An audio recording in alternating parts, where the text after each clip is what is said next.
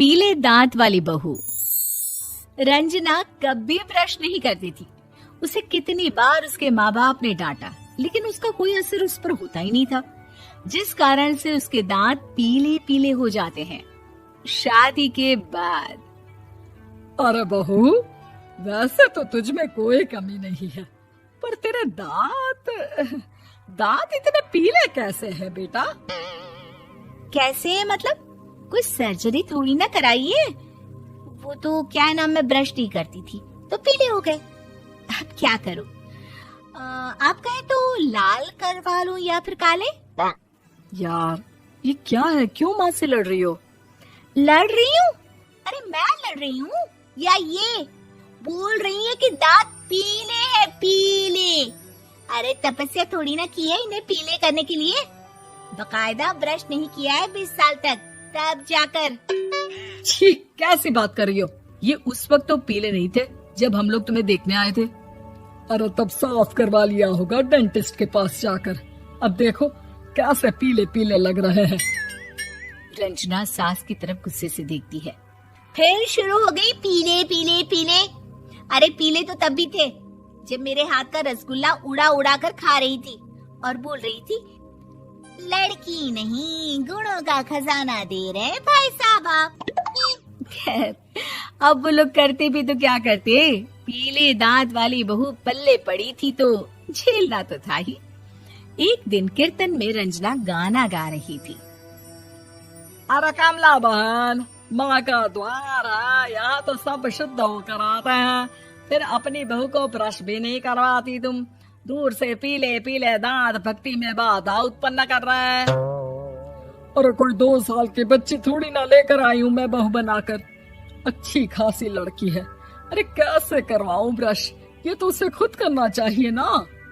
अब माँ बाप तो इसके जैसे तैसे निपटा दिए, ये नहीं सोचा कि सास कैसे संभालेगी। सास बहू को लेकर घर आ जाती है, लेकिन सोच लेती है कि अब इसे लेकर कहीं नहीं जाएगी। अगले रोज बहू कहती है, अरे क्या हो गया, मंदिर नहीं जाना क्या? कीर्तन का वक्त हो रहा है। मेरी मधुर वाणी से कान्हा जी जागते हैं और सोते हैं। आप तो जानती है ना उनकी भक्ति में कितना मन लगता है मेरा। वो क्या है ना, तबीयत ठीक नहीं लग रही है मेरी, आराम करूंगी मैं। तबीयत ठीक नहीं लग रही? अभी तो मिथुन के गाने पर नाच रही थी आप, और अब बोल रही है कि तबीयत ठीक नहीं लग रही। अरे भक्ति में मन लगा लो सासू माँ, ऊपर जाना है, क्या मुंह दिखाओगी आप? हाँ? सास को बहू की बात पर गुस्सा आ जाता है। मैं क्या मुंह दिखाऊंगी, इसकी चिंता तो ना कर, समझी? अपने मुंह की चिंता कर, जो ये पीले पीले दांत लेकर हर जगह पहुंच जाती है। पता है लोग कितना मजाक बनाते हैं। ना जी ना, मैं नहीं जाना कहीं तेरे साथ। तो ये बात है। कोई ना, मत जाओ, मैं अपने कमरे में ही बैठकर भक्ति कर लूंगी। ऊपर वाला दांत थोड़ी ना देखता है, मन देखता है, भावना देखता है। और अरे बस बस, तू सब कुछ दिखा, बस ये सफेद चमकदार दांत ना दिखाना किसी को, है? जा यहाँ से। बहू को सास की बात का कोई फर्क नहीं पड़ता, वो तो जैसी थी वैसी ही रह जाती है। सुबह नहाकर किचन में खाना बनाना, फिर खाना खाना, कीर्तन भजन करना और सो जाना। एक दिन, माँ जी मैं सहेली के घर जा रही हूँ, शाम को लेट आऊंगी। हाँ हाँ तो जाना, मैंने कौन सा तेरी आरती करनी है घर पर बैठकर। रंजना सहेली के घर जाती है, जहाँ वो पार्टी में जाने की तैयारी कर रही होती है। अरे शिखा, कहाँ जाने की तैयारी कर रही है? मैं गलत वक्त पर आ गई क्या? अरे नहीं यार, उल्टा सही वक्त पर आ गया। मैंने ये साड़ी और ज्वेलरी निकाली है यार, शाम को इनके ऑफिस की एक पार्टी में जाना है। बताना कैसा लग रहा है ये सब? नहीं यार, इस ड्रेस के साथ तो वो वाली ज्वेलरी अच्छी लगेगी। हाँ हाँ सही बोल रही है, मैंने ध्यान ही नहीं दिया। वैसे तो हमेशा से मस्त फैशन सेंस रखती है। तो बड़ा जाती होगी ना पति के साथ पार्टी में। रंजना कुछ नहीं बोलती, बस सोचती है कि यार काश ये बात सही हो जाती, पर मैं क्यों नहीं जाती पार्टी में? क्या इन लोगों की कोई पार्टी होती नहीं होगी? रंजना घर आती है और रात में पति से सवाल करती है, एक बात बताइए, आप मुझे किसी पार्टी में क्यों नहीं ले जाते?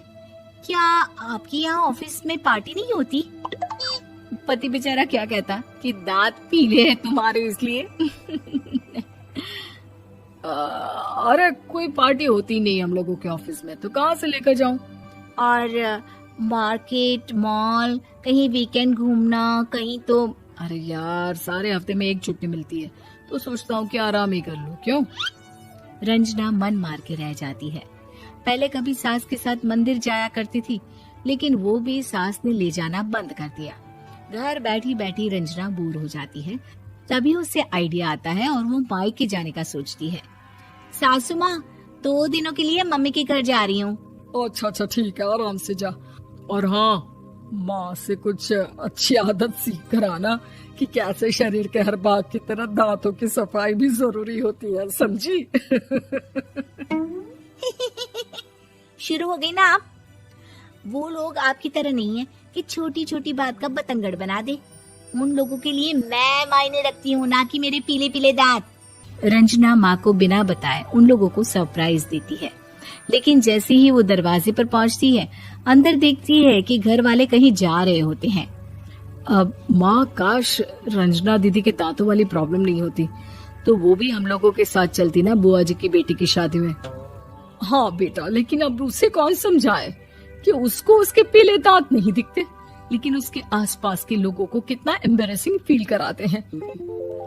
मुझे तो कितनी बार उसके स्कूल की टीचर ने शिकायत की कि उसके साथ कोई लड़की बैठना भी नहीं चाहती, और ना ही कॉलेज में कोई उससे बात करना चाहता था। लेकिन पता नहीं क्यों उसे ये बात समझ में ही नहीं आती। कोई कमी नहीं है उस लड़की में, बस यही कि दांत पीले हैं। वो तो भला हो जीजा जी और उनकी माँ का, जो दीदी को जैसी है वैसे ही रखा हुआ है। रंजना को अपने घर वालों की बात सुनकर बहुत दुख होता है। वो सोचती है कि वो क्या करे, लेकिन फिर वो सीधा डेंटिस्ट के पास जाती है, अपने दांत चमकाती है और कसम खाती है कि वो रोज ब्रश करेगी। अरे क्या हो गया? तुम तो 2 दिनों के लिए गई थी ना, पर कोई ना, अच्छा है, चलो आ गई तो। रंजना सास के सामने आकर खड़ी हो जाती है और पूरी स्माइल करती है, उसके चमकदार दांतों को दिखाती हुई। हैं? चले मंदिर। माँ, मुझे माफ कर दीजिए, मैंने आप लोगों को बहुत एम्बैरेसिंग फील करवाया। मैं आज से रोज ब्रश करूंगी।